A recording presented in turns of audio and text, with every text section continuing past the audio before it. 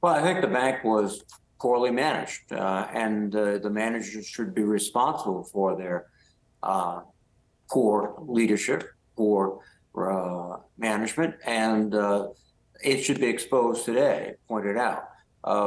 This was a bank that had been repeatedly warned by the Federal Reserve that they had problems, but they dismissed those problems. This was a bank that did not have a chief risk officer on the premises, if you will, for at least a year before the collapse.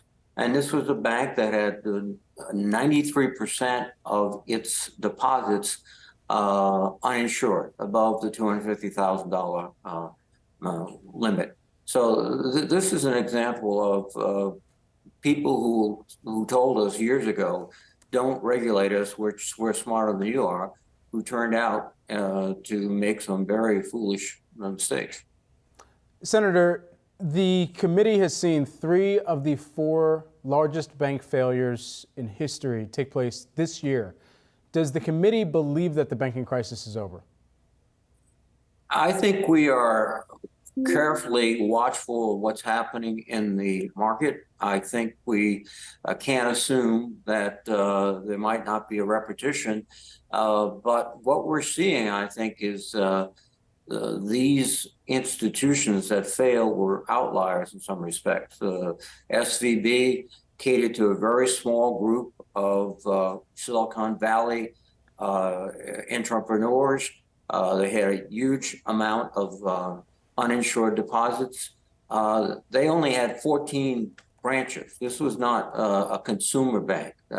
This was a specialized bank that was not aware of, apparently, the dangers they ran, or if they were ignored them.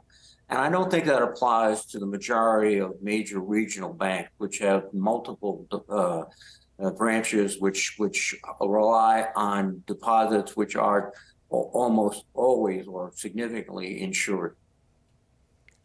Do you think Gary Becker should have to give back some of his salary, all of his salary? He talks in his statement about how there were some stock sales ahead of the collapse of the bank, ahead of the bank run, but he says they were routine.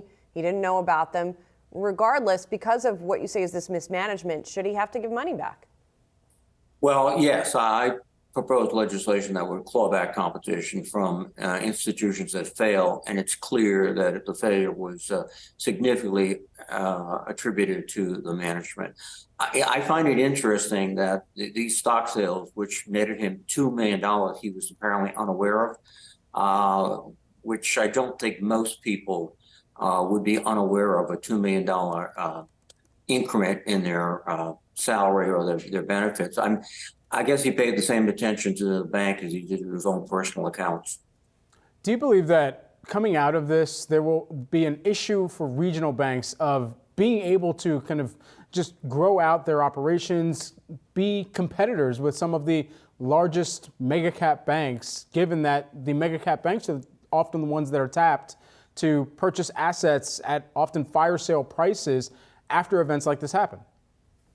No, I think they can. I think the vast majority of banking institutions, both regional and even very small banks, are well managed. They understand they have to be careful about the risks they assume. They have to understand the climate of inflation, of interest rates, and they've done so reasonably well. And I think you've seen in my part of the country, and Citizens Bank is our largest bank, and it's doing very well because it's extremely well managed.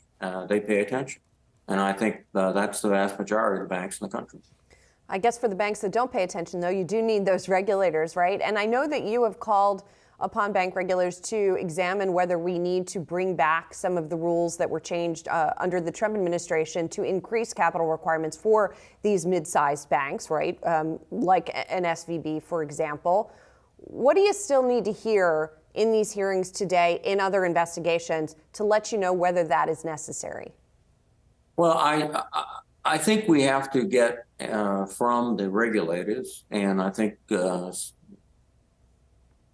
Michael Barr did a very good job to examine the role of the regulators, and he was unflinching in his criticism. And we have to take steps to follow up there too. I think within the purview of the regulators, they can change many regulations, and they think they might. One of the aspects I think that was really more important than some of the regulations was the chilling effect that the passage of the bill, and more importantly, the Trump administration had on regulators. They basically said, you know, in many respects, you're wrong and the banks are right. And remember that. That's not a good way to regulate. I think changing the importance of and emphasizing the ability and responsibility of regulators to not only point out deficiencies, but to take corrective action or require corrective action is just as important. And I hope that's done. Senator, this is an extremely busy day for you. Not only is this hearing taking place, but there's also still, the small debt ceiling resolution that needs to be pushed over the line. And how close are we to that finish line, or perhaps how far away at this point, and what's the hang up? Well, the hang up is that I think my Republican colleagues are recklessly flirting with a default that will harm the country and the world economy. And they seem to be very cavalier about it. It's interesting.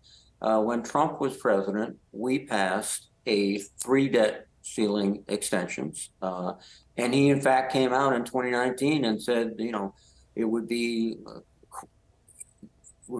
reckless, in so many words, not to pass the debt ceiling without any strings attached. We did it. But now the Republicans are here and flirting with economic disaster that'll impact every American household and indeed the world economy. So I think what they've got to do is finally realize that, as we did, is that we should pass the debt ceiling, and then we can sit down and argue, as we do, discuss a budget that will meet their requirements and hopefully meet our requirements, and that we can get it passed. In talking to folks on the other side of the aisle, Senator, do you think there are any prospects for a so-called clean debt ceiling to be passed, for those two things to be separated? How close to the brink do you think we're going to come here? Well, unfortunately, I think we're going to be, we're already too close to the brink. We should have resolved this. We should have done this as we did under the Trump administration routinely. And frankly, it was done essentially with Democratic votes, because we understood, even as President Trump was president, the devastating consequences of a failure to pass a new debt ceiling. So I think we should move very quickly. I think there are many Republicans that understand this, but they are, I think, sort of standing back and letting McCarthy take point, if you will. And I think Speaker McCarthy is now subject to the whims, if you will, of a very radical group of Republicans, 20, 30, 40, who are insisting that there's no problem with the debt default, and they want to really set back the economy of the United States and indeed the world. And we're in a difficult position, but I'm encouraged that there are people talking now, that the president is meeting with the speaker and other leaders today. Those talks will continue. And I just hope, and frankly, this is where Wall Street and the financial sector, which has the most really at risk, has to start standing up and more vociferously saying a failure to pass a debt ceiling, a clean debt ceiling, hopefully, would be catastrophic. And when those voices, not just publicly but privately, weigh in, that could make a real difference. Senator Reid, we certainly do appreciate